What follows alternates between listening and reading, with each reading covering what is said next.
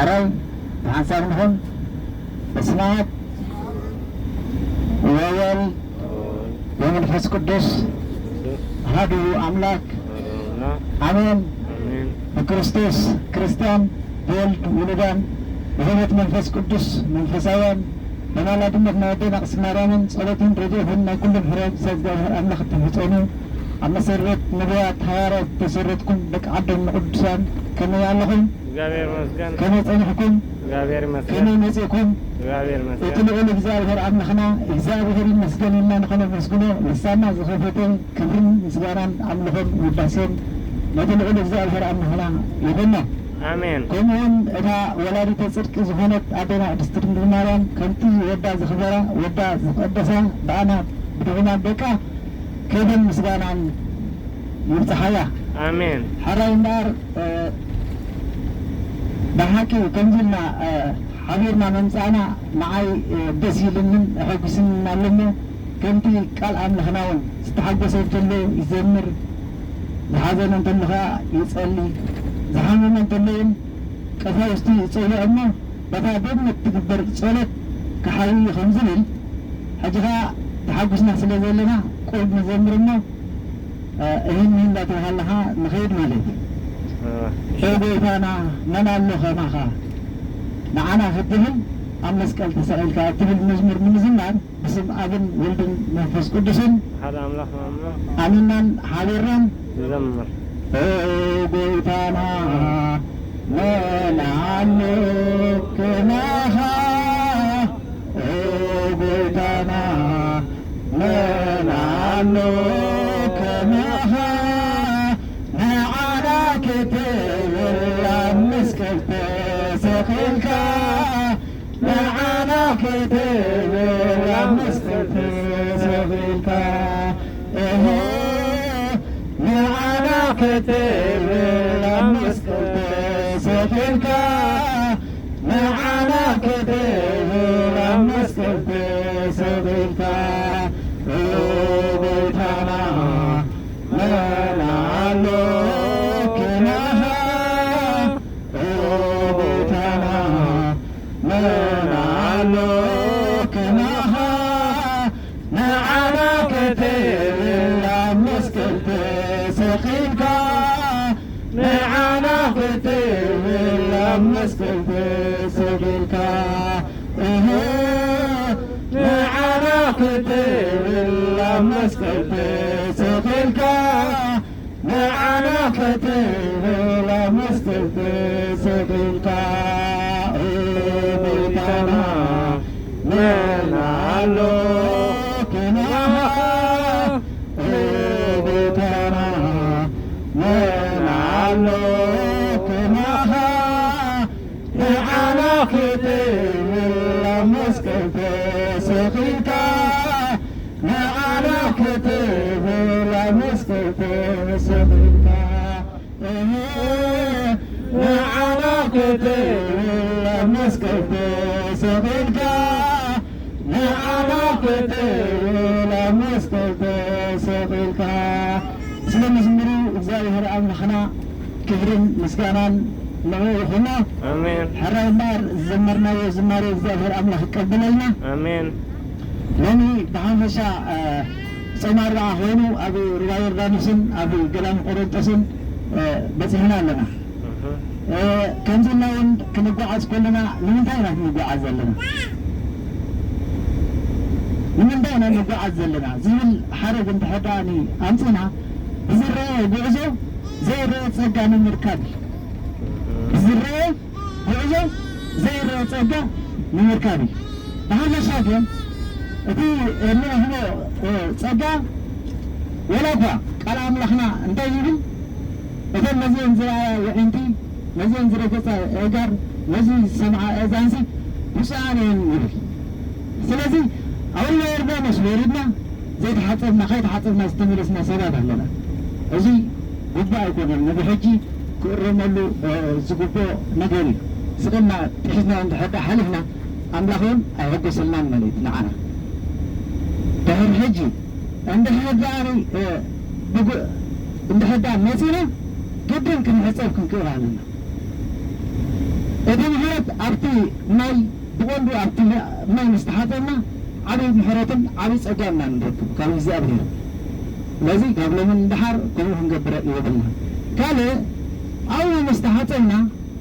መሊስና ናብ ፀሩይ ማይ ንኸይድ ማለት ህዝበ ይሳን ፍልጠት ጠፋኣሎ ዝብል ሓረግ እኳ ቐላ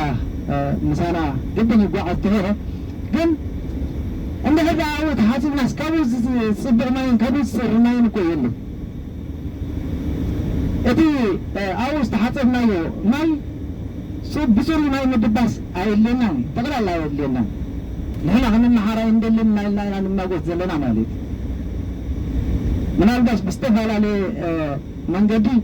ማይ ተገይሩሉ ፅሩይ ማይ ተገይሩሉ ክኸውን ይኽእል እዩ እቲ ፅሩይ ማይ ግን መን ይጥቀመሉን መን ከዓ ይጥቀመሉን ዘይኣመንቲ ኣይጥቀሙን ይኽእሉ እዮም እቶም ኣመንቲ ግን ኩሉ ግዜ ተሓፂብና ናብ ፅሩይ ማይ ክንኸይድ ግቡእ ኣይኮነን እሞ እዚ ከዓ ነጠንቀቐሉ ማለት እዩ እዚ ዘለናዮ ግዜ ብሃፈሻ ዓብይ ፆም ወይ ድማ ፆም ኣርብዓ ይበሃል ኣቦታትና ኣሕዋትና ብሓፈሻ ክምሁርና ውዒሎም እዩ እዚ ፆም ኣርብዓ ግን ወይ ድማ ዓብይ ፆም ዝተባሃለ ስለምንታይ እዩ ዓብይ ፆም ተባሂሉ ስለምንታይ እዩ ዓብይ ፆም ተባሂሉ እንትኸዳልና ብሓፈሻ ጎይታናን መድሓኒናን ኣምላኽናን ኢየሱስ ክርስቶስ ዝፆመሉ ስለ ዝኾነ እዩ ዓብይ ፆም ብምባሉ ኣምላኽ ስለ ዝፆመ እምበር ክንደይ ፆም ኣለና ቅዱስ ቤተ ክርስቲያንና ናይ ኣዋጅ ፆም ዝበሃላ ክንደይ ኣለዋና ናይ ኣዋጅ ፆም ዝበሃላ ክንደይ ኣለዋና ወላ ቁፅረን ጥራሕ 7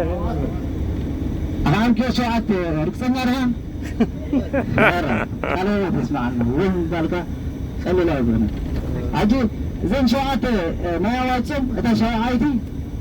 እዚኣ እተን ካልኦት ድሓን ኣብ ቀፃሊ ክንዘራረበለን ብሓፈሻ ፆም ማለት ግን እንታይ ማለት እዩ ፆም ማለት ንግዚኡ ካብ ማይን እንጀራን ምሕራም ክኸውን ከሎ ከምኡውን ካብ ጥሉላት ነገራት ከዓኒ ተኸልከለ ይብለና ሕጂ ንፀውም ዘለና ክንፀውም ከለና ከመይ ኣፀዋውባና ከመይ ክንከውን ይግባአና እዚ ቅዱስ ኣቦና ቅዱስ ያሬድ እንታይ ይብል ዓይኒ ትፁም ኢድ ትፁም እግሪ ትፁም መልሓስ ትፁም ኢድ ካብ ምንታይ ክትፀውም ኢድ ካብ ምንታይ ክትፀውም ኣለዋ እንትሕዳልካ ኢድ ካብ ምስራቅ ካብ ምትወረራ ክትፀውም ክትክእል ኣለዋ ዓይንኸ ካብ ምንታይ ክትፀውም ኣለዋ ዓይንኸ ካብ ምንታይ ክትፀውም ኣለዋ ብራቮ ዓይኒ እውን ካብ ዝተፈላለዩ ንዓኻ ክግቡእ ዘይግቡእ ነገራት የማን ፀጋም ብሃፈሻ ካብዞም ከምዞም ዝበሉ ክትፀውም ኣለዋ እግርኸ ካብ ምንታይ ክትፀውም ኣለዋ እግርኸ ካብ ምንታይ ክትፀውም ክትክእል ኣለዋ እግሪ ከዓኒ ናብ ሎታዊ ጥልሂት ዝበሃሉ ነገራት ምኻድ ክትፀውም ክትክእል ኣለዋ ከምኡ ናብ ናይ እንዳተብሎ ኣሎ ምሽ ናብኦም ካብ ምኻድ ከዓኒ ክትፀውም ኣለዋ እንታይ ኣላ ዘይገለፅናያ መልሓስከ ካብ ምንታይ ክትፀውም ይግባእ ብራቦ መልሓስካ ብቐንዱ ካብ ምፅራፍ ክትፀውም ክትክእል ኣለዋ እናፀምካ ከለኻ ወላ ቀላል ንዓኻ ኮይና ተስምዓካ ፀርቢ ኣገዳሲ ይኮነን ፀርቢ ናይ ሰይጣን እዩ ስለዚ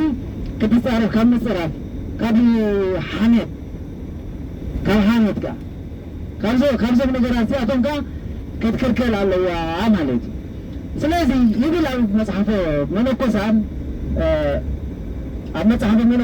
እንታይ ይብል ሓደ ጥበበኛ ሰብኣይ ነበረ እቲ ጥበበኛ ሰብኣይ ከዓኒ ሓንቲ ፅብቕቲ ህንፃ ሃነፀ እታ ፅብቕቲ ህንፃ ኸ 5 ህዋሳት 5 መሰኻኽቲ ይገበረላ ቀረብታ 5 መሰኻኽቲ ገበረላ እንደገና ከዓኒ ሓደ ዓብይ ማዕፆ ከዓ ገበረላ እቲ ዓብይ ማዕፆ ክኽፈት ከሎ ይብል እቲ ዓብይ ማዕፆ ክኽፈት ከሎ እቶም 5 መሰኻኽቲ ከዓ ይኸፈቱ ሕጂ ብሓፈሻ ሰተኻትኒ ኣብ ንቕልኩም እንዶ እቲ ጥበበኛ ሰብኣይ መን تخزدن من الله تتبعنا سواء مني إذا تبغى تنسى همنا أتن همش تمشي خط تايو أتي عاي مع تخي من هذا شيء تعابي مع تغلاتي عاي مع تقى غنفت وين هون المهراتو سلزم بدقات راح أنا تنفع ذا اللي بزي حاجة اسكي تتبعنا سواء تنهالس مني مين لساتف بتعرفنا تحسنا هاي بالكون حاجة مبدل لنا هاي تتبعنا سواء مني ويتها مدحنا يسوس تسخون برافو قال هو تسمع عنا يوحنس تتبعنا سواء تنهاله إكزابيري إذا تبغى تنسى استغلالة كاني ود سبي إذا حمشت مسافة خط استغلالة كاني إذا حمشت هو ذات ما ود سبي إذا عبّي ما عطوا استغلالة كن عيني ديا إذا عبّي ما عطوا عند خدمة تخليده إذا حمشت مسافة خطها يخف دايلون إذا عبّي ما عطوا استغلالة كن منها ود سبي بحب لنا إذا تبغى تنسى ود سبي بحب لنا إذا حمشت مسافة خطها لي حمشت هو ذات بحب الله زي منها تعبّي ما عطوا امنت تكون على الوقت امنت هذول بنك ها إذني أمرنا قالوا هو تسمعنا أتا عبّي معته أمرنا حجي نحلو سنادي أمرنا مهانو كارزنا المصحف من كوسان كنا رتاء الخير مالتي أمرنا نبي زدهابو كل أكلنا هاني ناوي يزد حجي كنسويهم كلنا تنسوم صوم أجرهم كذا انتي نبكلم من تخين ترفح تنسوم صوم إجزاء قبل لنا من ده أمرنا نب صلاة صوم راح نصوم دهم يجبأ نب صلاة حتى صومنا وتم حمشت خواسات عينه دو أفنجا دو عينه دو ملحس دو زبالو قرب دو زبال ولا عندي ترى إذا عبي ما عطوا انتحدات غفتهم أمرنا عند حتى أنكلهم مساتهم ما أمرنا زغفكوهم زغدنا كم زي خندبر إجزاء الهر أملخ يدبرنا بهذا شيء معنا عندك سنة إجزاء الهر عصرت التعافي برات تصدق الزبالو هيبنا عنه عصرت التعافي برات تصدق الزبالو هيبنا عنه وصل عصرت التعافي نحنا نقولهم ب ونقولهم بحبالنا حكي هاش أو نقولنا نقولنا بتوع عصرت التعافي كلنا هنا كنحطهم في اللي قدامنا عينتهم بحبالنا وتم سلسته صوم صلاه مسواتهم وتم سلسته وتم شدش تفاني أتي أبي وانجلي ما توس معرفي سلام حمشتين لقد سلاسان حمشتين زركب قال انجلي تاني زي معهمني عريقة زي كدونكمني جيشة زي تقبلكمني حزينة زي صنانا عهمني زبلا زلوا تنمنا شدش تقالوا انجل زين كندي فينن شعاتي بخينن شعاتي قرم شعاتي خينن عندنا إذا عصرت تلفون الله إذا عصرت غاني عصرت أتزله عصرت حقاقات إكزابير أبونا موسى أبي كابي إكزابير أبي رسينا تقبل لديهم مالك إذا أتنقلنا هنا بكسرات بزحين نقول لنا حجب حبشة أبزي نايتهم نحن عاتبنا وتفندم رزق بانا علمنا خمسي عندنا ديكون بزعلة دبرة زيتي أمسي خزارب كل شيء بتعمي انتي نيو قوتانا من حينا نحن يسوس كريستوس اتمساعد كاس انتي كناتن ورخ كناتن حزبنا بالعلي حزبي منقستنا بالعلي منقستي كناتو كتبوا غلهم ازيتي ملكت له عجيب ازي كانوا علموا بانا لمس كفوه رفضوه زنه رزي كلبين بحدا حالي እንታይ ንገብር ኣለና ንሕና እዚ ዘሕፍሕ ስለምንታይ እንድሕዳልናኩ ናትና ፀገም እቲ ናትና ፀገም ከዓ እንታይ እዩ ካብ እግዚኣብሔር ቁርብ ዕሉው ነብል እሞ እግዚአብሔር ከዓ ንዓና ዝኾነ ነገር የምፃልና ማለት እዩ ምርግን መንግስቲ እዚ ይብል ኣብ ትንቢተ ኢሳይያስ ምርግን መንግስቲ እዚ ምርግን እንዳ ህዝቢ እዚ ርግን መንግስትን ስደትን ይፈጥረሉ ይብሉ ንሕና ከዓ እዚአን ኣባና ንክጠይቅ የብላ ርግን መንግስቲ ኣለና ኣብ ስደት ኢና ከዓ ዘለና ስለዚ እንታይ የድልየና ክንምለስ እንድሕዳእ ኮይና ናብታ ርስና እውን ክንምለስ እንድሕዳእ ኮይና ብፆምን ብፀሎትን ብምፅዋትን ንእግዚአብሔር ዘቕርበለልና እንዳበልና ብኣርምሞ ክንፅመድ ይግባአና ኣብ ፆምን ፀሎትን ክንፅመድ ይግባአና ማለት እዩ ከምኡ እግዚአብሔር እንታይ ይብል ኣብ ትንቢተ ኤርምያስ ኣነዚ ንዓኻትኩም ኩነል ዘብለኩም ዘለኹስ ፊተይ ይኮንኩን ይብል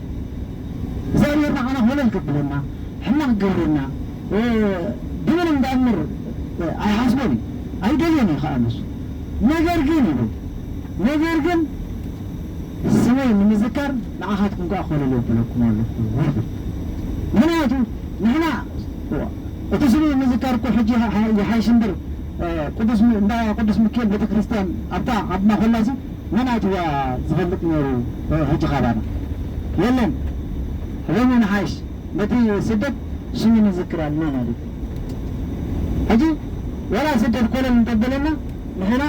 ስሙ ንምዝካር ኢልና ስሙ እናዘከርና እቲ ንሱ ዝደልዮ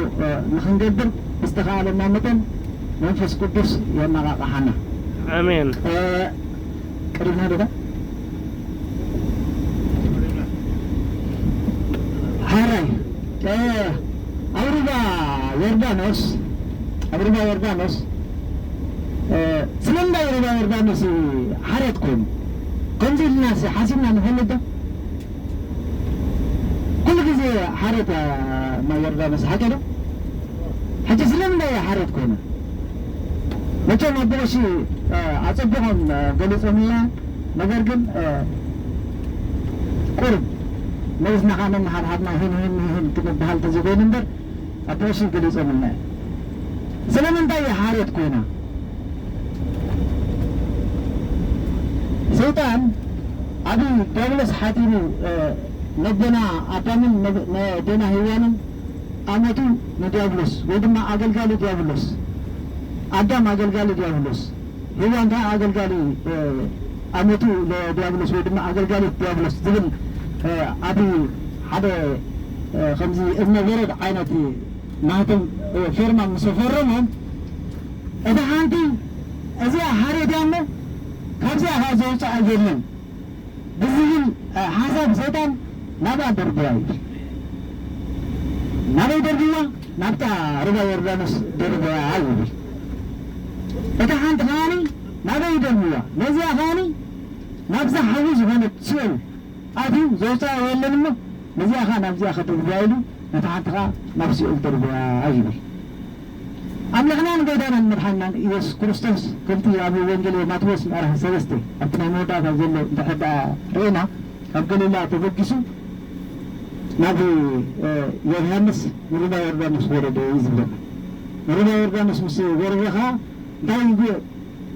ናብ ቅዱስ ዮሃንስ መፂ ክጥመቕ ኢሉ ናብ ቅዱስ ዮሃንስ ምስ መፀ ኣነ ዳ ከይጥመቕ ብምስኻ ዶ እንታይ ክጥመቕ ይከኣል ኮይኑ ይብሎ ግበር ደኣ ኩሉ ግብሪ ፅድቂ ክንገብር ስለ ዝግባአና ይኹን ደኣ ሕጅስ ምስ በሎ ጎይታናን መድሓኒናን ኣምላኽናን ኢየሱስ ክርስቶስ ብቐጥታ ትጠመቐ ኣብታ ሩባ ዮርዳኖስ ጎይታናን መድሓኒናን ኣምላኽናን ኢየሱስ ክርስቶስ ክጥመቕ ከሎ እንታይ ይብል ነታ